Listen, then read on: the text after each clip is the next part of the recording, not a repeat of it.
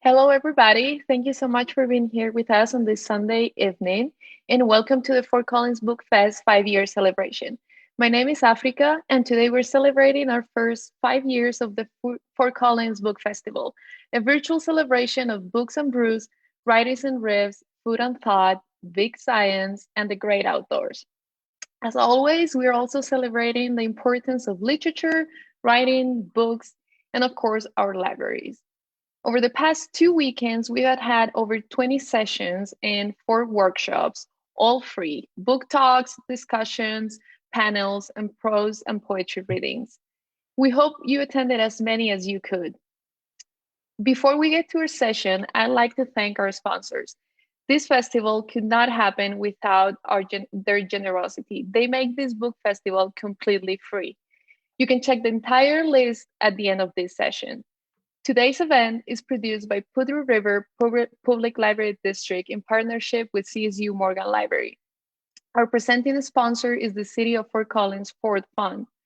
Further support has been provided by Friends of the Poudre Library District, Friends of Morgan Library, Lila B. Morgan Endowment Fund, Downtown Development Authority, Liggett Johnson and Goodman, Front Range Community College, Downtown Fort Collins Creative District, Old Firehouse Books, and our media partners, KUNC and 105.5 The Colorado Sound. We'd like to give a special thanks to Northern Colorado writers for presenting all 4 of our writers' workshops. Thank you to all of them. And thank you so much for supporting our 5th annual FOCO Book Festival. Without further delay, let's get to today's session from Textos, Virtual Gallery with Octavio Quintanilla. Octavio Quintanilla is the author of the poetry collection If I Go Missing, Slow Press 2014, and served as the 2018-2020 Poet Laureate of San Antonio, Texas. His poetry, fiction, translations, and photography have appeared or are forthcoming in journals such as Salamander, Rhino, Alaska Quarterly Review, Pilgrimage, Green Mountains Review, Southwestern American Literature, Texas Observer, Existere, a journal of art and literature, and elsewhere.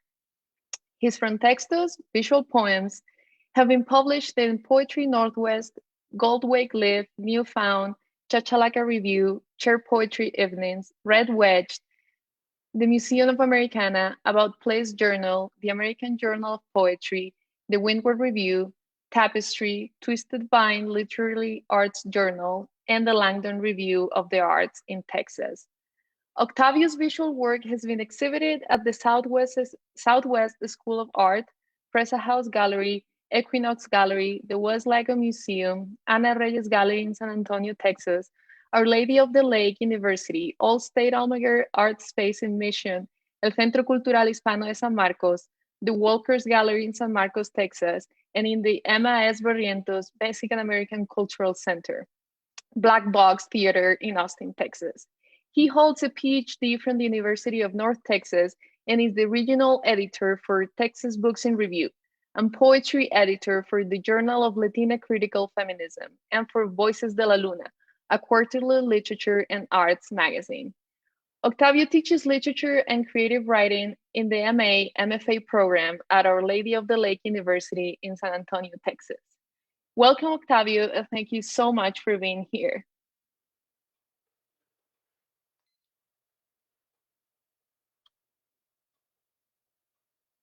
Octavio, I think you're muted. Got it. I just want to thank everyone here for being here, for audience and all of the readers. I want to thank Jimenez and Audrey, who have been very helpful in getting my work, getting me to present my work in the 2020 focal. So I'm very grateful and happy. And what I want to do is read. I only have about 20 minutes to read, and then we're going to bring the other poets. So I'm going to move pretty fast, but I do want to give you an idea of the type of work that I'm doing and that I've been doing. And I want to start my reading by reading a few poems from this book, If I Go Missing. that was published in 2014 by Sloop Press. And the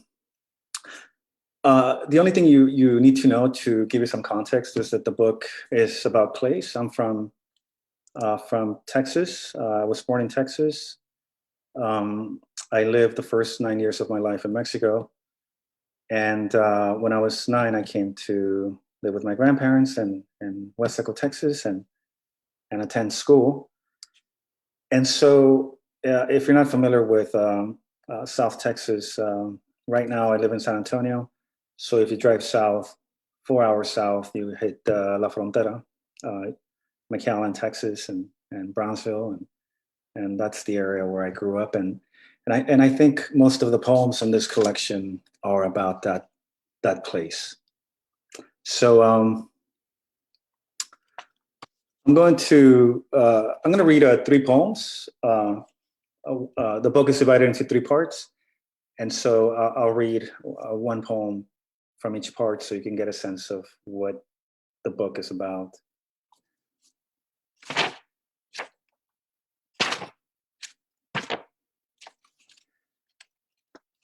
This poem is called Legacy. Not in this life, but in another, I had a woman, and the woman had a baby. Before breakfast, I thought of misfortune. Lawnmower stolen, crow white with maggots. One day, cold turned clouds into small black goats. They wanted me to follow them to the town where I was born. I licked their scent, licked the wool of their being. That night, I carried water by its hips. I tell my son what my father told me. In your mouth, this milk will feel as warm as a hand inside a cow's vagina. He doesn't laugh, but looks into me like a deer gazing into the eye that will bring peace.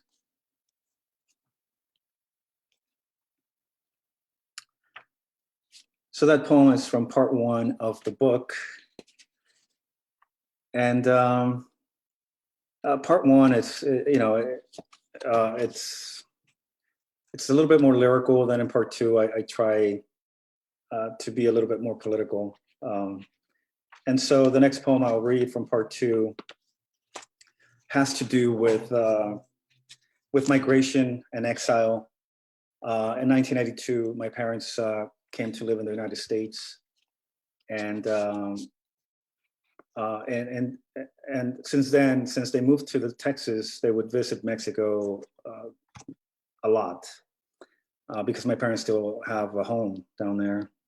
But in 2010, 2008, 2010, it got complicated. They couldn't go down there as much as they wanted because of the cartel violence, and it was pretty heavy in that area where they were from, where we are from.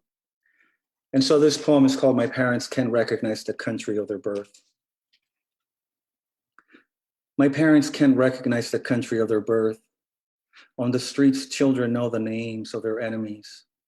Grandmothers no longer close their eyes at the sound of gunfire breaking a neighbor's window. Towns and villages are empty. In the cities, men and women bury the details of their lives in coffins. Caution is the prayer of the day. In a bad dream, at least we know beforehand who plots against us, who trails our children on their way to school. In a bad dream, we wake to know we are dreaming.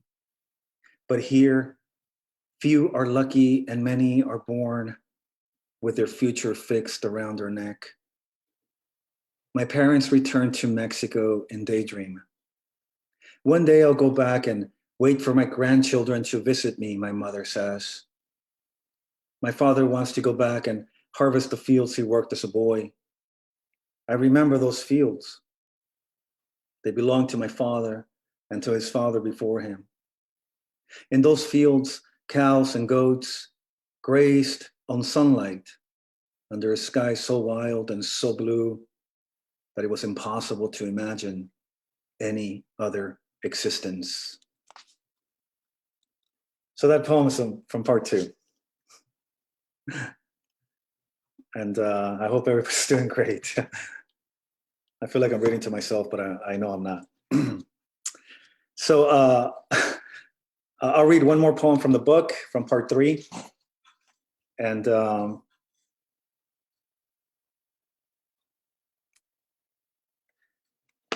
it's called I Keep Returning to the Days. I keep returning to the days before I began to lose my hair, to the days before I lost a tooth in a bar fight, to the nights when the love of my life was not much older than my oldest daughter. I'm not lost. I am here, a bystander at the margins of this great universe where there's no such thing as miracles. Mary never had an immaculate conception. Jesus never rose from the dead. Those who sleep well at night have never had their wrists slit by worry. The rest of us, potential suicides. Let's face it, it's hard to keep a straight face once our disappointment puts on a gray coat, a black hat, and drives around the city looking for God, wanting to know the truth. Documents get burned every day. Things that evoke memory also get lost. Some are left behind at bus stations or at parks where people set themselves on fire with loneliness. But there must be a star in this great galaxy that knows the true place and time of my birth. I'm driving again, lit by the car's headlights. The road seems to go on forever. So that's 3 poems from the book. All right, thank you all. And so now, I think I'm doing good on time. So now I'm going to read a few poems from my new manuscript. And then after that, I will show you my new, the new work that I'm doing that has to do with visual poetry that I call FRONTEXTOS. And this new manuscript, it's done. The poems are done. I'm working on the poem, on the book's structure. I'm working on the book's architecture. And I don't know how long that's going to take me. But nonetheless, I do want to read a few poems from this new manuscript. And this new manuscript, I think, carries on the conversation that I started in my first book. That first book was about place and about, I don't know, just finding myself as a poet, I think. And this new book, I'm writing more about this location, about my experience of coming to the United States as a boy without my parents. So it has to do with, separation, geographic, emotional dislocation. And the first poem is called Parting. And the poems are not all about that. I mean, there's different themes, but I think that's the main theme, I think, that's running through the poems. This poem is called Parting. There was a time I had no word for darkness, and so I said darkness. I had no word to say devotion, and so I said 2 sons grieving 1 mother. A time came when our parents sat under a tree and cried for us, their sons on their way to a new country. When I try to return to my boyhood, sometimes I end with my head on my mother's lap.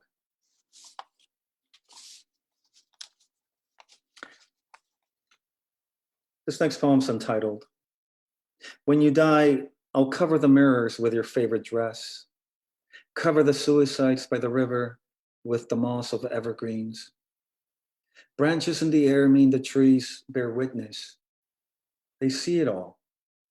The drowned end their journey at the foot of our doors. Have you named the distance that misses you?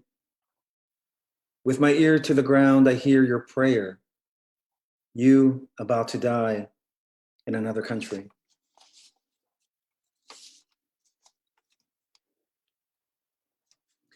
And this next poem is called Safe House.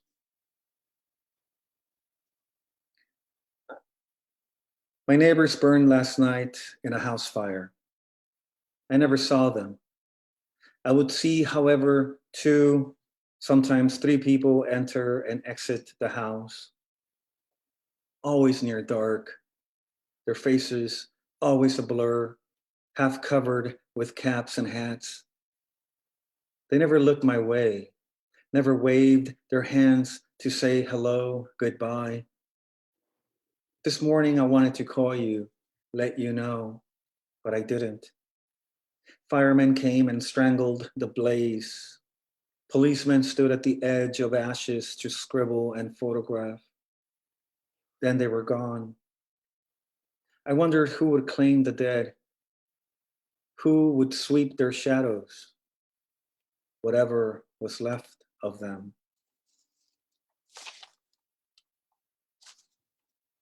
And I'll read one more, and then I'll go to my next to the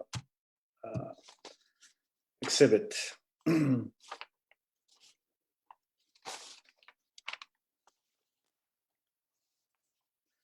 This poem is called Love of My Life. How hard can it be to enter my bed as my mother? I'm a newborn. Feed me. I'm the abandoned lamb, the weak hatchling, the branch broken in two to beat a spoiled child. I am all memory. Be a mother and sing me to sleep. Baby, talk into my heart's ear. Run your hand over my head. Tonight, you're not my lover. Tonight, I'm not your husband. Tonight, I am your missing son. You, the milk at the corner of my mouth. So, thank you. So those were the poems from my my book, and also from the new manuscript that I'm working on of lyric and narrative poetry. And now I'm going to show you some of my visual work, FRONTEXTOS, and I'll talk about them a bit and just show you. I don't know if we'll have any time for questions, but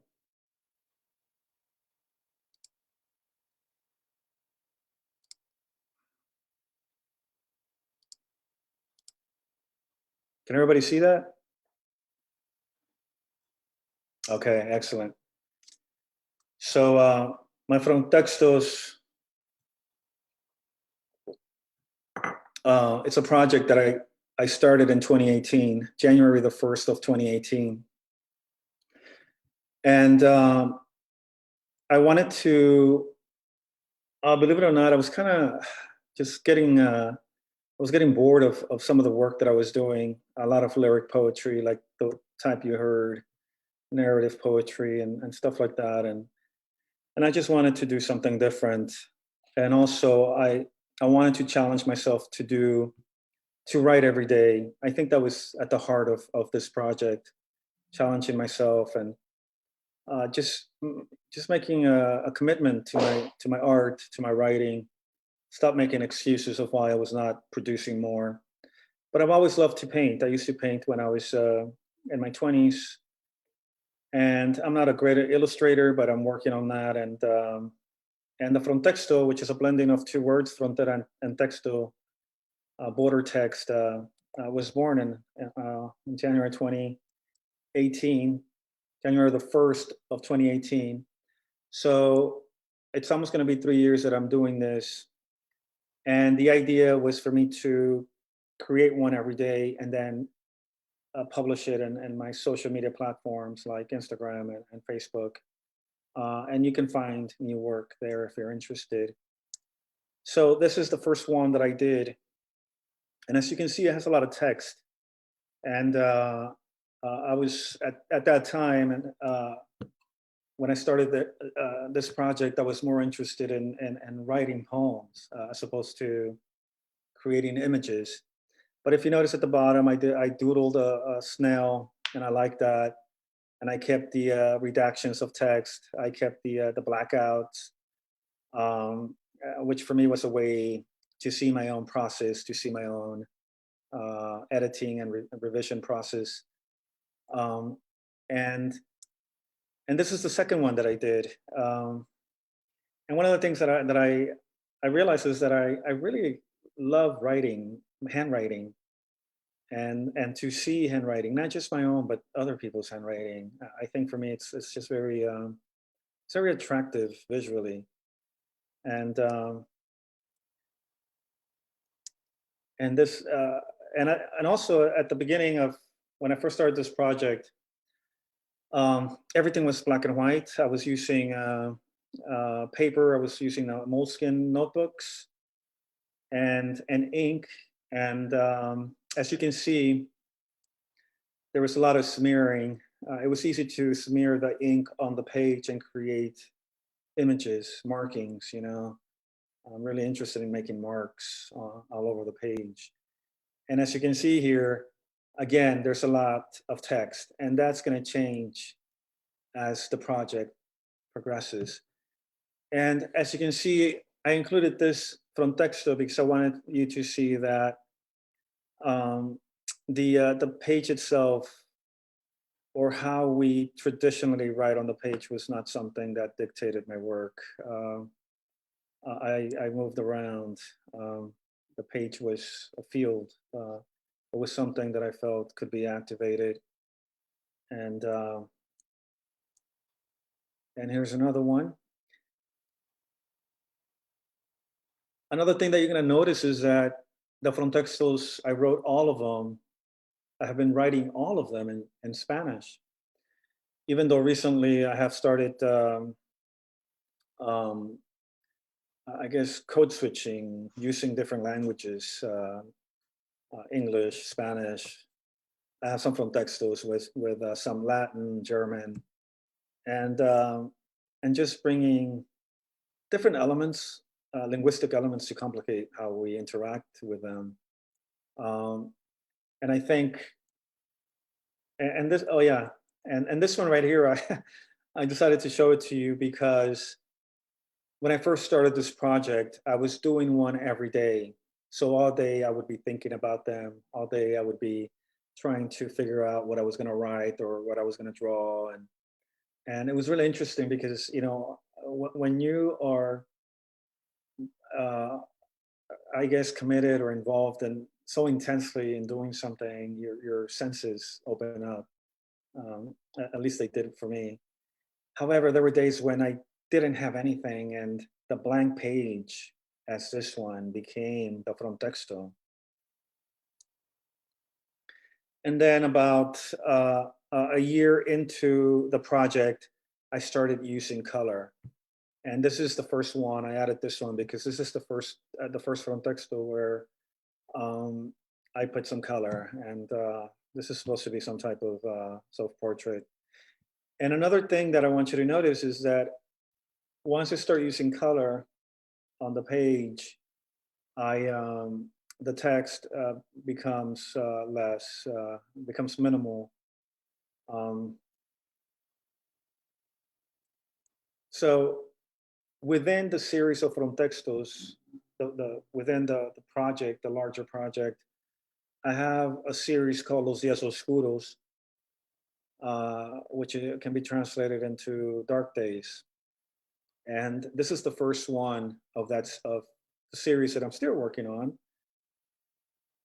because I started the series when San Antonio went into quarantine, and I wanted it to be like I don't know, a documentation of our days, of our predicament, not just of COVID-19, and but also of the social unrest, the political the political everydayness that we're living, and has become a sort of journal of not only dark days, as the title implies, but also of those days uh, where imagination takes over, and joy and beauty.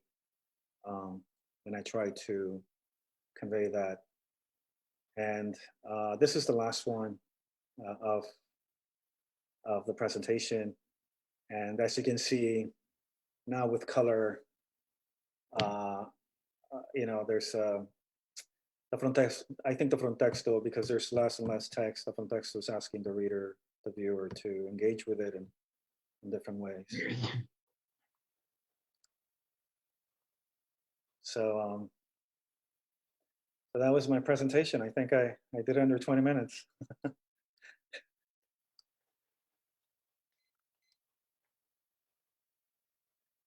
So now, what we're going to have is some poets who are going to read their work, and I'm going to briefly introduce them. They have I was reading through their bios, and they're very accomplished writers, and I look forward to hearing their work. And I think they have about 10 minutes to read, and I will be saying a few, from taking just some info from their bios. And if you're interested in their work and you want to read more about their work and what they do, you can go to the FOCO website, and you'll read their complete biographies there. So the first reader to read tonight is going to be Arturo Jimenez. And Arturo has been active in community advocacy and immigrant advocacy for 30 years while living in his native North Denver barrio, where he was born and raised. Denver's a cool city. I've only been there once, but I liked it. His first book, Dreamer's Nightmare, the U.S. War on Immigrant Latinx Children, was published in September of 2019.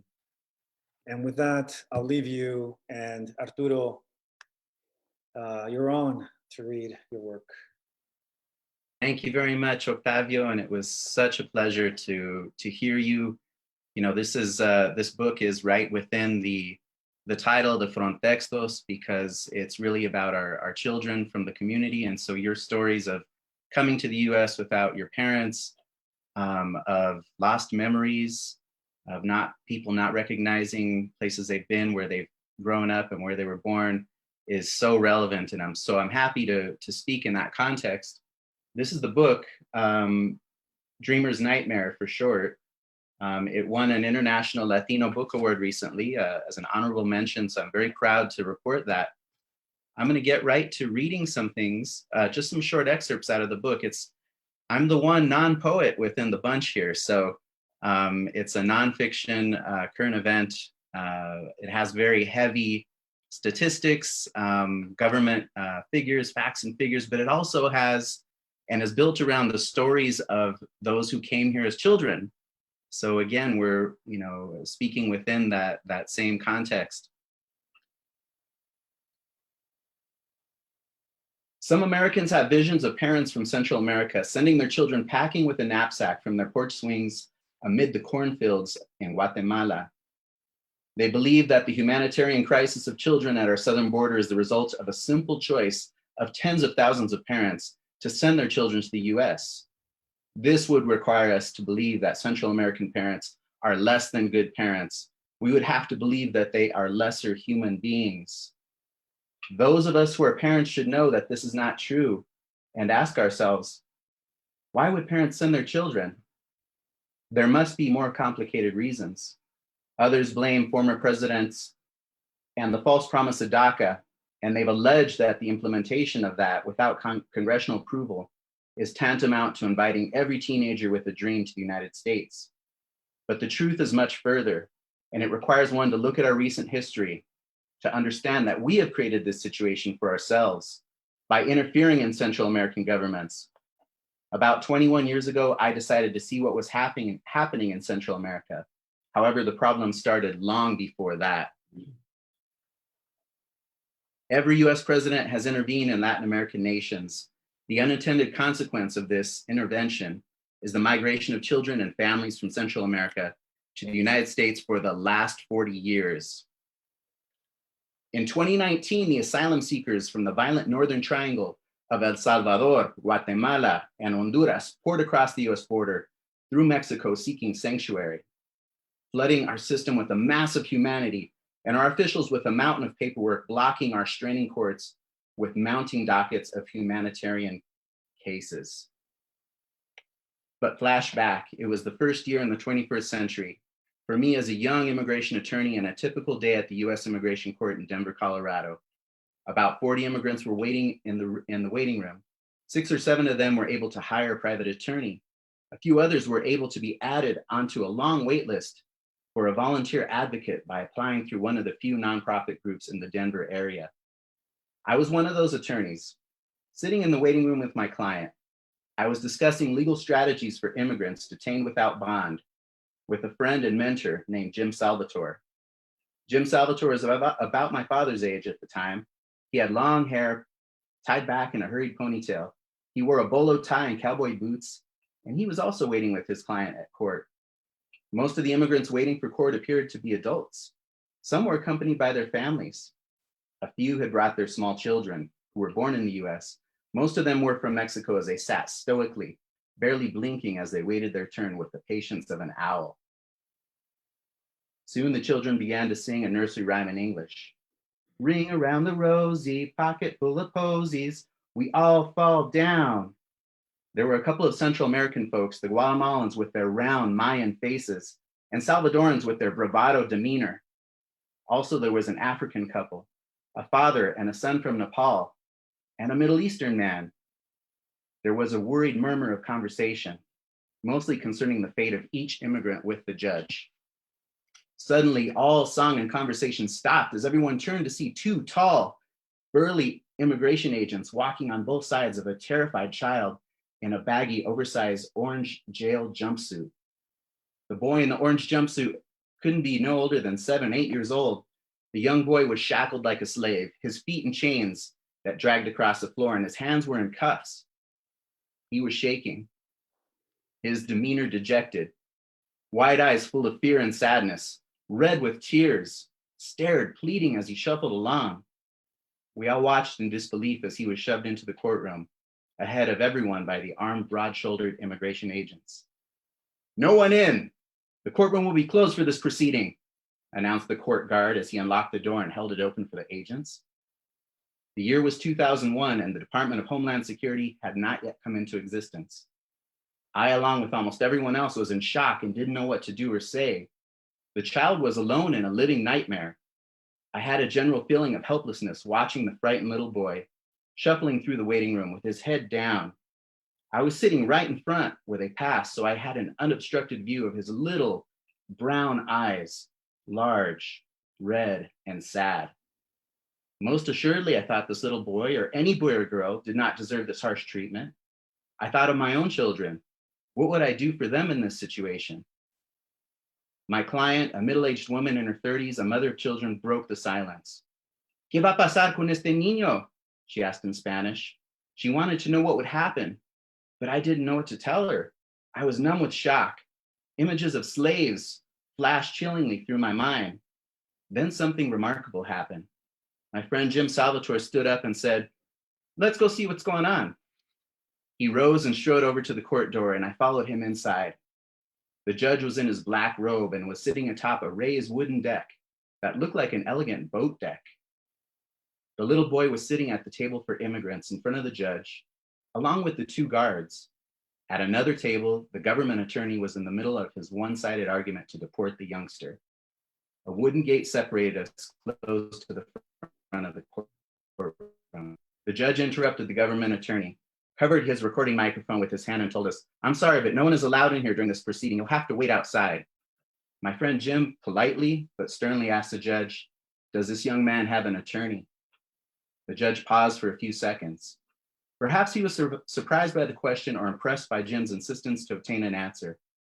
By the time the judge answered no, Jim had made his way through the gate and up next to the boy, who was still shyly looking at the ground. "Then I will represent him," Jim stated. The judge again hesitated. They all looked at each other, the judge, the guards, not knowing what to do.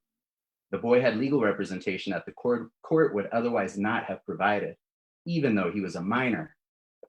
Jim sat at the table. When the judge finally gathered his wits, he ordered me to leave the courtroom.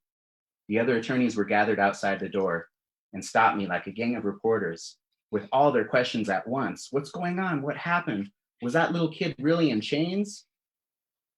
Although I had been practicing immigration for over 2 years at that point, I had never seen anything like that poor little abandoned fellow being brought in like a dangerous criminal. I had no idea that ICE would treat children in such a manner. So far from the border, we were well into the interior of our country in Denver, Colorado, for God's sakes. That day I learned a valuable lesson about the treatment of children by immigrant authorities. Note that would not be the first time that my friend and mentor, Jim Salvatore, would show me how to step up and be an advocate. This book is about the children stuck in the limbo of our immigration laws, broken families, and political battles between the two major political parties of the nation. Thank you. That's just a short excerpt of the book. Appreciate it. Thank you, Arturo. That was powerful, and it's like a little. You opened a little window, right, for us to see what you saw, and what still is probably going on the border. The next writer is Fernando Valerio Holguin. He's here. And Fernando Valerio-Holguin is a Dominican poet and John N. Stern Distinguished Professor of Latin American Literature at Colorado State University.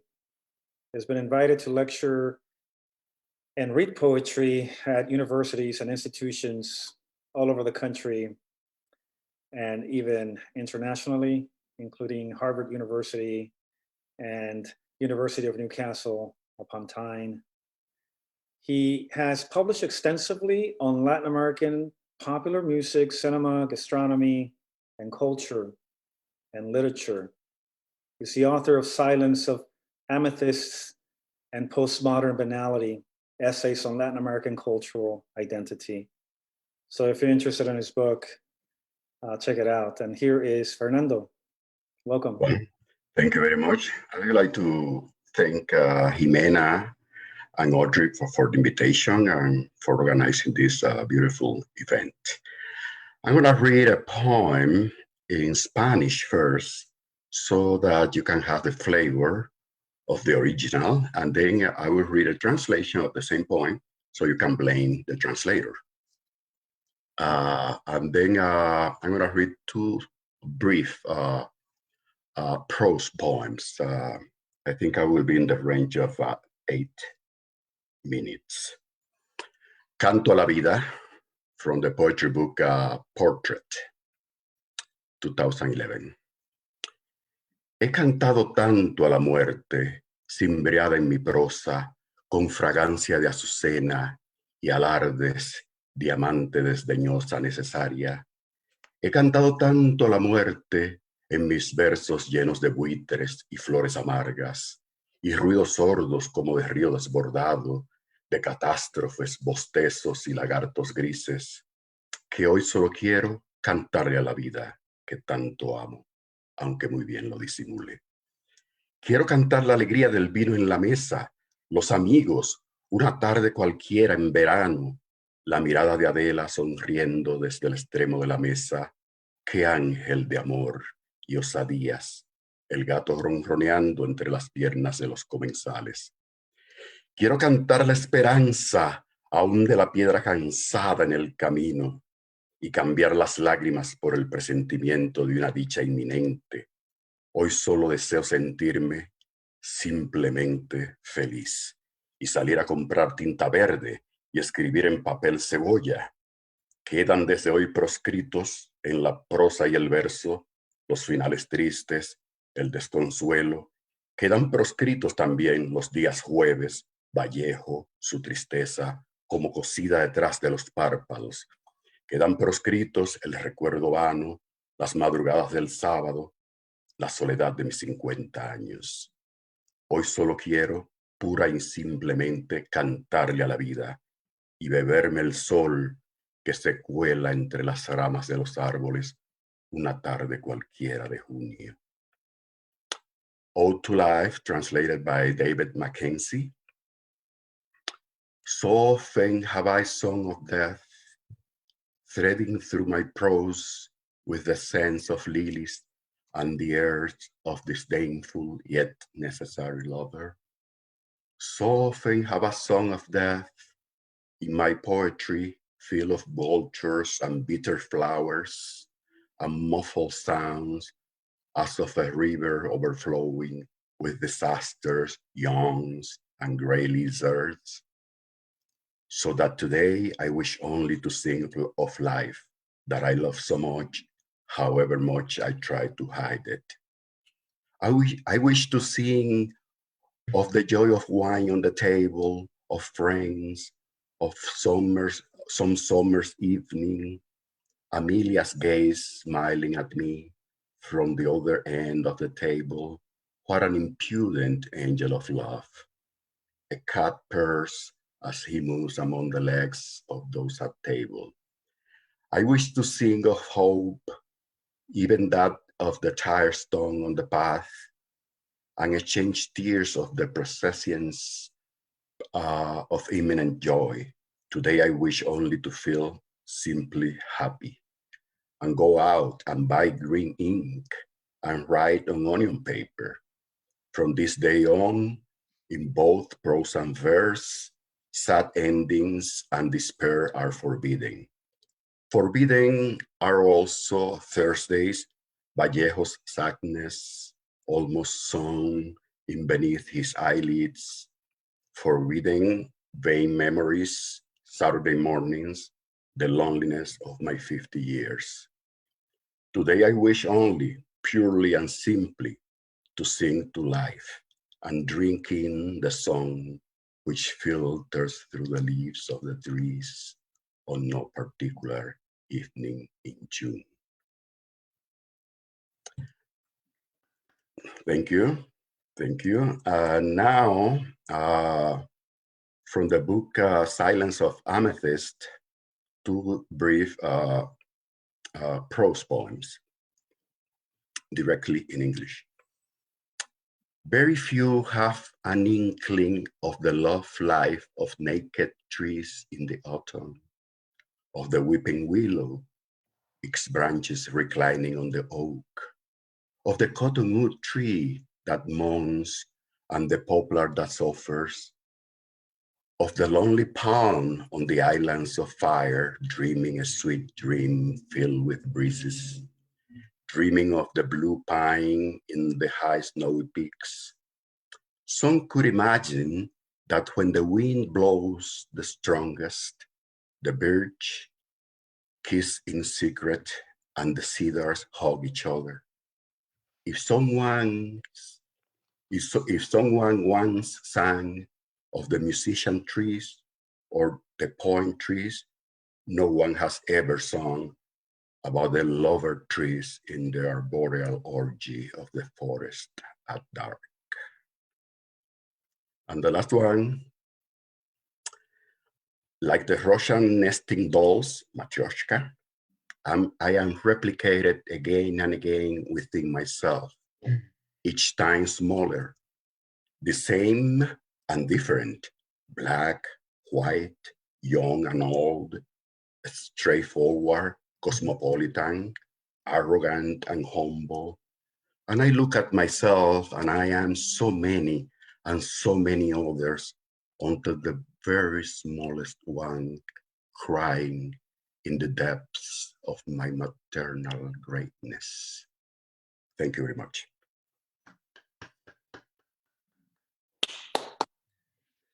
Thank you, Fernando.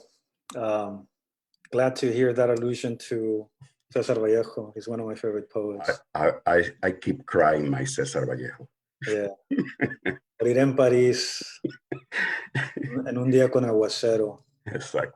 Something like that. The next poet, the next writer, Ramon Del Castillo. As one of the co-founders of the Cesar Chavez Peace and Justice Committee of Denver, Ramon has been an instrumental force in coordinating the Peace March that pays homage to one of this country's 20th century leaders. He's been an activist for over 3 decades, and poetry is his passion. And his books include Quetzales Are Not Extinct, Rhapsodic Rhythm and Blues, Tales from a Michoacano, Broken Concrete, From the Corazón of a Vato Loco, and When the Owl Can't See at Night. Thank you, Ramon, for being here. Look forward to hearing you. Well, I want to thank the organizers of this event for requesting and that I got a chance to do some poetry. I'm actually from Wichita, Kansas. We ended up in Kansas following the 1910 revolution in Mexico, and my father's side of the family came from El Distrito Federal in La Ciudad de Mexico, and on my mom's side, they came from La Piedad, Michoacán, and they ended up in Kansas. There's a big Chicano community in Kansas, and so we came from there. A lot of times people don't know that there's a lot of Chicanos in Kansas. There's a long history, but I had grew up in the North End. I ran the streets in the North End, and in 1969 I got drafted during the Vietnam War. Worked in the packing house, came back home and decided to get educated. And later on, I was invited to the opening of a library there in Wichita, and I ran the streets like I had mentioned. And I remember getting on the airplane and becoming very anxious about going back to the streets where I grew up, because I'm a different person than when I left. But I didn't know if the old guys from the street would know that, and I didn't know if some of my friendly enemies would be where I was going to be at. So I wrote this poem called "I'm Home." It's homecoming. It's homecoming, but I'm not wearing long tails, a top hat, and shiny shoes. I left my stomps in the locked closet where hard nails rust as time moves on. I'm wearing a sarape full of palabras written in Spanglish, hidden behind a mask, telling a story about a man who criticizes old glory. It's homecoming, but I'm not bearing materialistic gifts, just a simple gift of the written word, metaphors and images painted in a book, like an old-time cook whose recipes need to be shared with the next generation.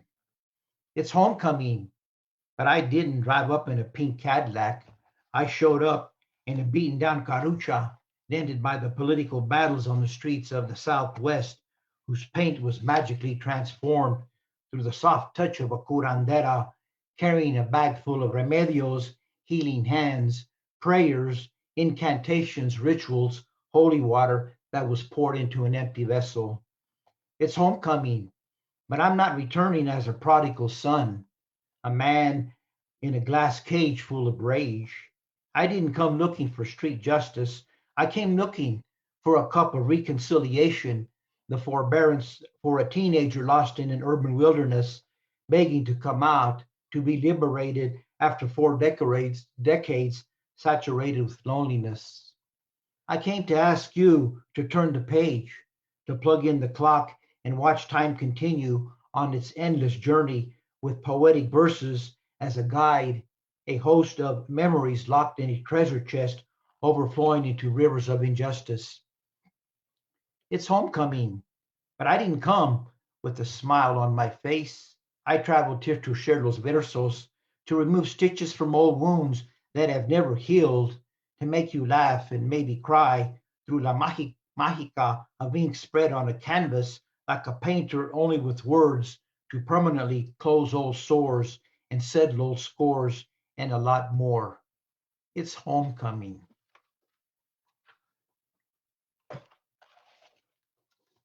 And Octavio mentioned the concept of the Bato Loco.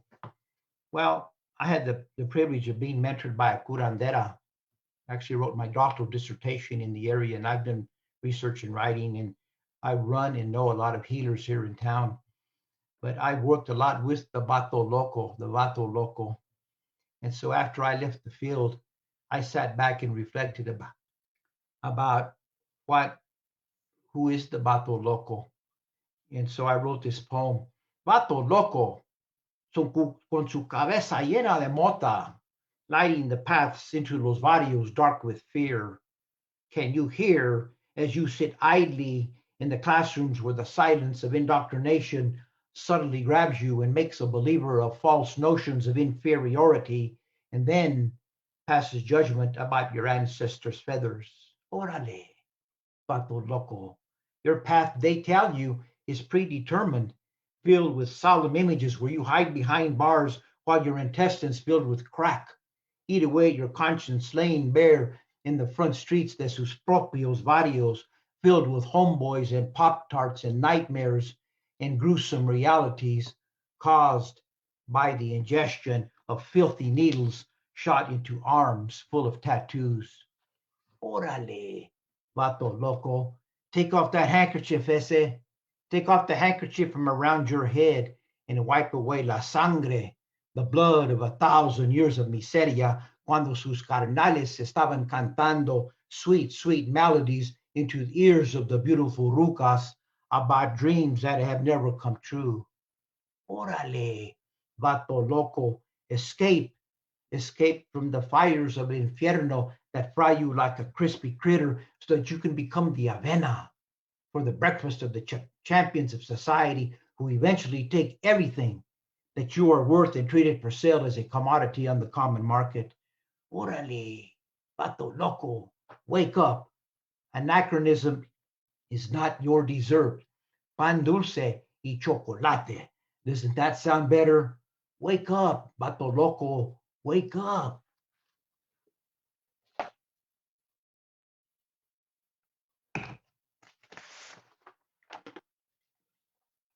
I picked out several pieces and I would choose them as I heard other poets. And with my brother here, Arturo, that I've known, and he was a kid. Of course, I'm a lot older than him, so I watched him grow and become this wonderful professional and activist in our community.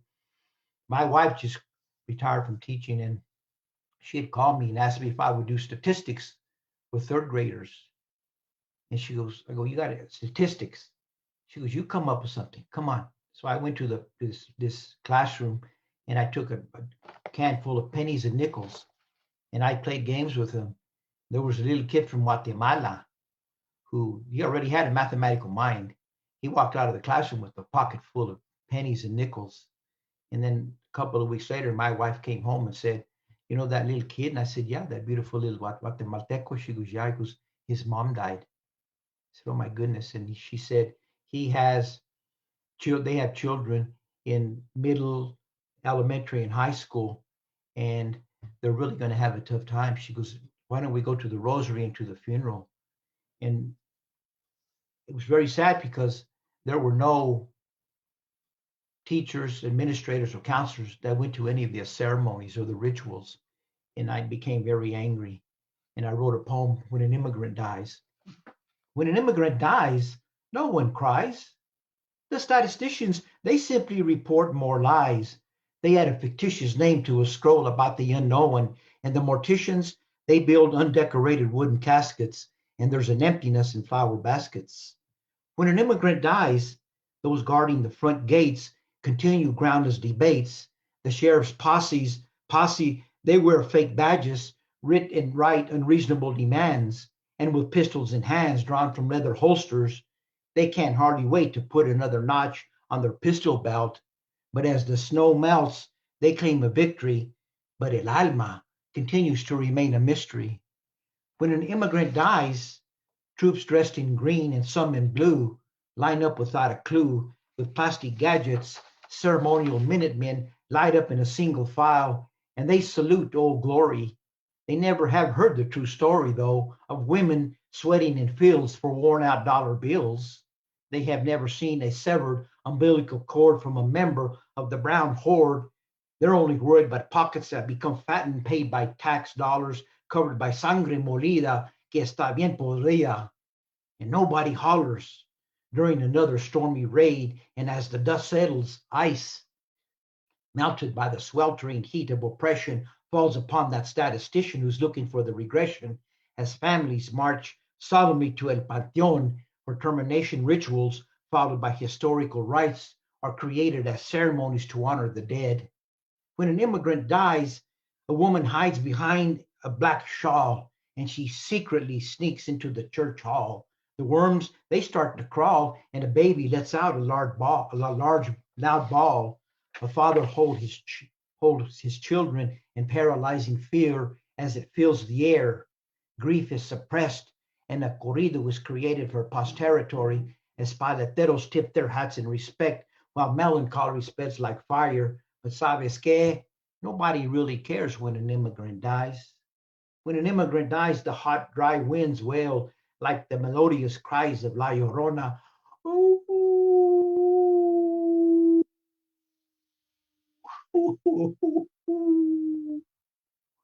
And hot deserts filled to the brim with chipped bones y calaveras.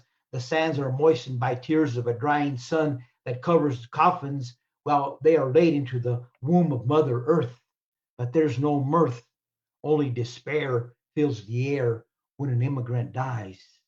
When an immigrant dies, el espíritu flees back to La Frontera and climbs that monstrous wall, seeking solace as the morning dew waits for a clarion call, while immigrants stand in line for the last reveille, and the bugler comes out with the horn saying adios to a mother of the corn, while innocent children mourn, watching tierra cast upon an empty castle, and the spirit, it finally escapes and soars to the heavens like a kite with the long tail.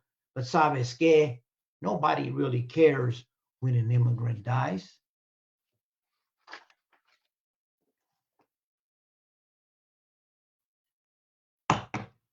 I think that's probably. Do I have any more time? I forgot to turn on I have a stopwatch, and I use it. I think that's it. But that was great, and you're coming. It sounds to me like you're coming from the Corky Gonzalez Chicano movement poets tradition. I like that.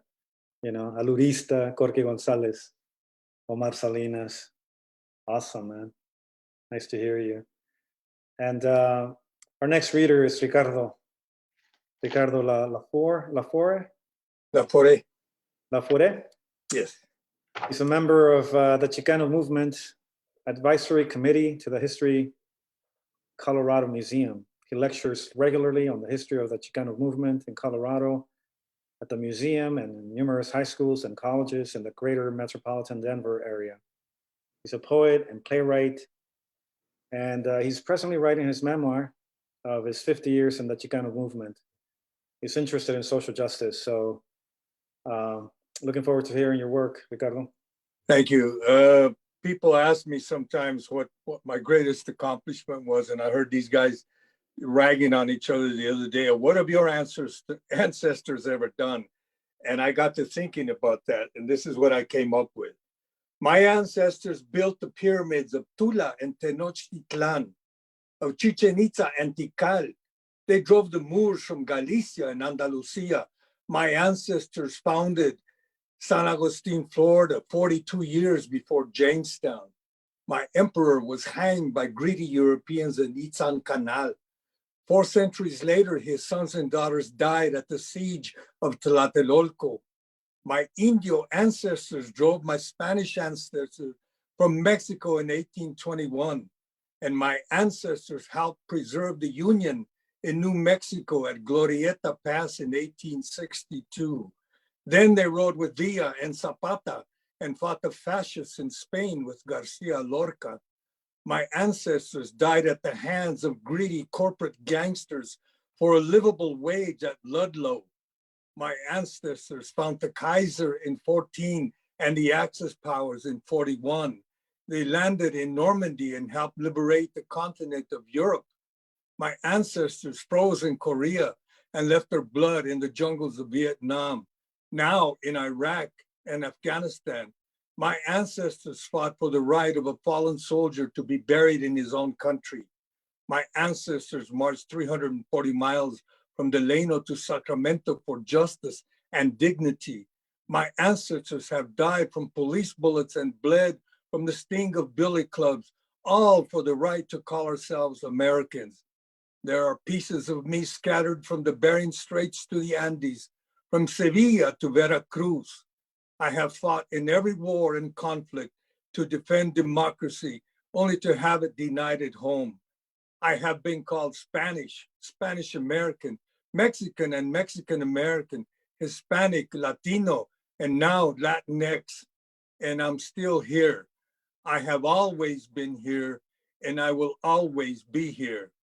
When I understood this, I had earned the right to call myself Chicano and American. Ricardo, can you move closer? I can only see about 3/4 of yours. There you go.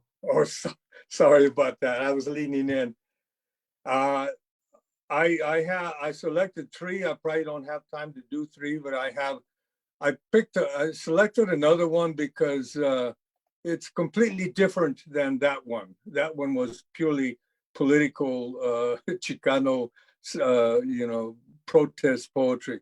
This one I wrote for my kids when they were 7 and 8 respectively, because they were asking me about poetry. And I said, there are poems of love and poems of hate, some that can, some won't wait. Poems of dark, poems of light, of lovers' agony and delight, poems about the weather and about the seasons, some who would rather just not give their reasons. Poems about your parents and other close relations, about your children and my children and about their creation. There are poems of dogs and kittens and throwing snowballs with hands gloved in mittens. There are poems about ecology and about pollution, poems about great heroes who died in revolutions, poems about tigers and lions, about children laughing and crying, poems about deception and conception, about flowers and trees, about you and me. There are little feet and butterfly poems, going away and coming home poems, walking in the rain with your girlfriend poems, little dill pickle poems, women who are fickle poems, poems about the fog, which I like, poems about the smog, which I don't, poems about seeing you, which I will, poems about leaving you, which I won't, little peach and little plums of poems, and frisky little poems like this one. I wrote that in 1973 for my kids. I have one more if I have time. If not, I understand que el tiempo es corto. Go for it, Ricardo. I think we have a minute or 2. This is a pure lover's lament poem. Okay, it's called Where Are You Tonight? Where are you tonight? Does your share of the sky contain the same stars as mine? Is the crisp exaltation of winter the same in your corner of the world? I suppose someone somewhere gazes at those same stars and claims them as his own and clutches them to his heart and vows amor eterno, as I once did. Tonight, this saddest of nights, I see the lunar playground and wonder if I was ever there. We must have been. And in this grand ballet, my darling, in your hour of sleep, do your breasts rise and fall, keeping time with the smile on your face. When you gaze at the heavens, do you chance to see a blinking star, a blush, a smile, a clump of trees?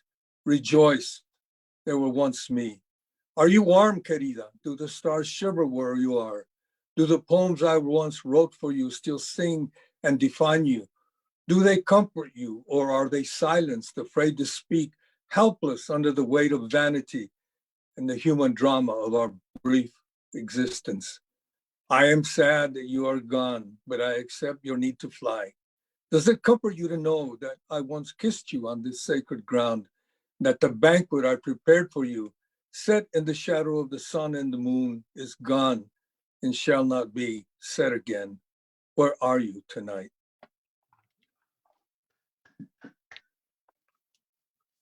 Man, that was a beautiful poem, Ricardo. Love that. Thank you. I try to do completely different poems, you know, but my Absolutely. best poetry is my political poetry. That's what I think. But I like to fool around like you do, you know, different things, different kinds of things. And I want your email because I want to send you a poem that I wrote about San Antonio. I lived there for some time back in the 80s, and I just loved San Antonio. I just could never get used to the humid, the heat, and so I left after about a year. Yeah, I'll write it on the chat right now, my email, so you can contact me. And Fernando, I wanted to compliment you because as you were reading, I started getting visions of other poets, you know, Pablo Neruda, and you mentioned Cesar Vallejo. He wrote a great poem called Cesar Vallejo Viene Volando. And also, I was very, very impressed by the way you wrote it. And desgraciadamente, the translation, as is often the case, is not the same in English as your wonderful reading in Spanish. So thank you for that, Fernando. No, thank you, Ricardo. And I also, and I know this is going to be a compliment, I also saw traces of Walt Whitman in what you wrote. Thank you, Ricardo. Thank you. And thank you all for those wonderful readings. We don't have a lot of time, but we do have time for one question that goes to all of you. Does identifying as a Latinx poet or writer give you a sense of community and shared purpose? And you know, please share any future projects that you may come up with if you want to share that, or something that you're working on for the future.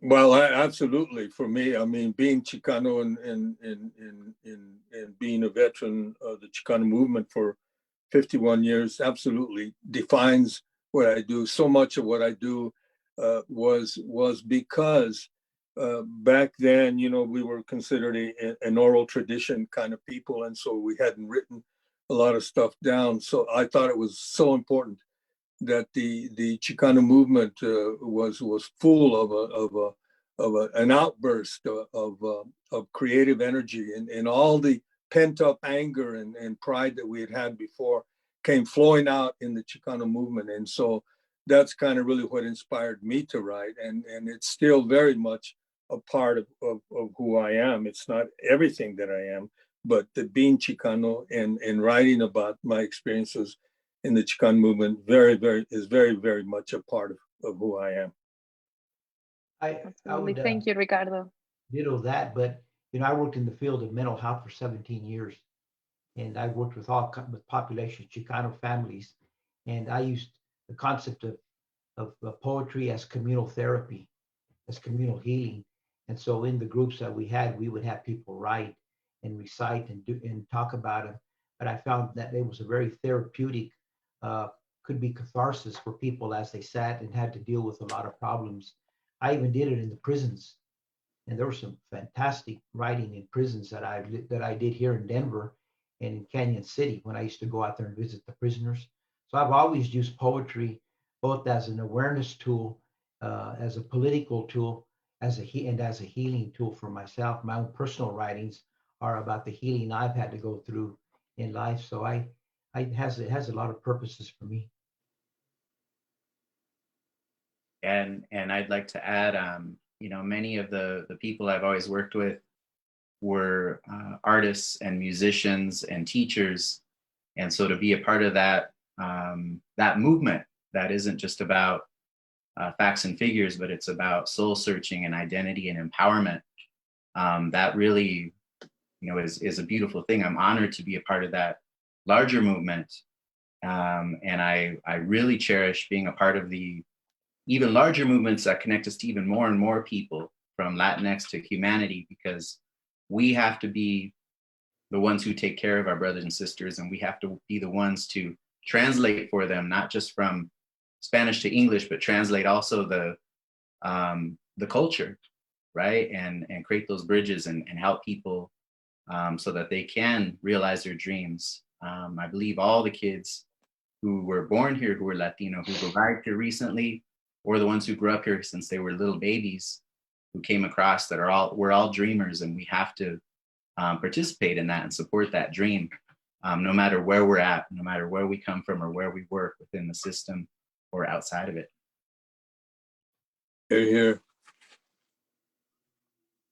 Well, I feel the connection with the Latinx community in our origins in Latin America and in the shared experience in the United States and living in two worlds, Latin America, United States, and two languages, English and Spanish.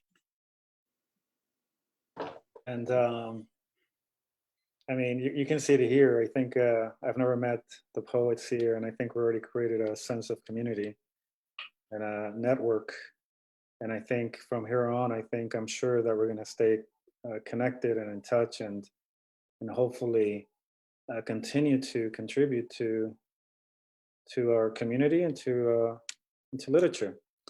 And I always feel a sense of community when I hang out with other poets and writers. And but in this case, I really like how all of us identifying as Chicanos or Latinx or Mexican American or whatever you want to call yourself. I really like how once you start hearing our stories and our poems, you start seeing the intersections, the connections between the stories, and you start seeing this bigger, more complex picture.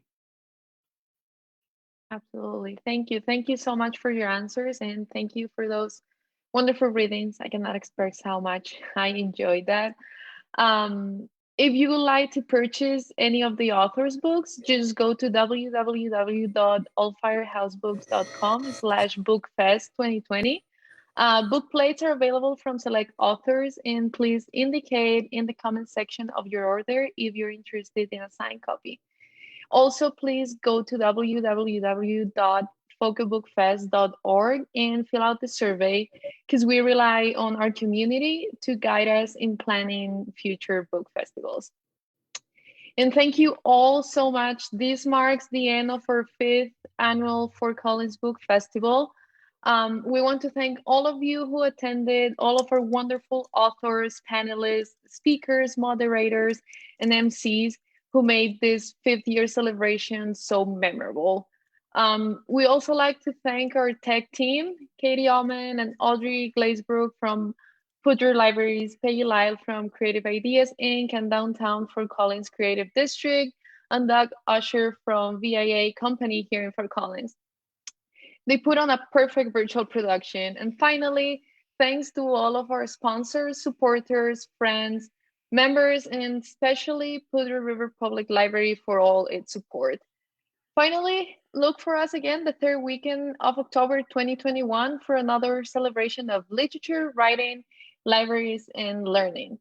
Thank you so much, and have a wonderful rest of your night. Thank you. Hey, everybody. Bye. Thank you.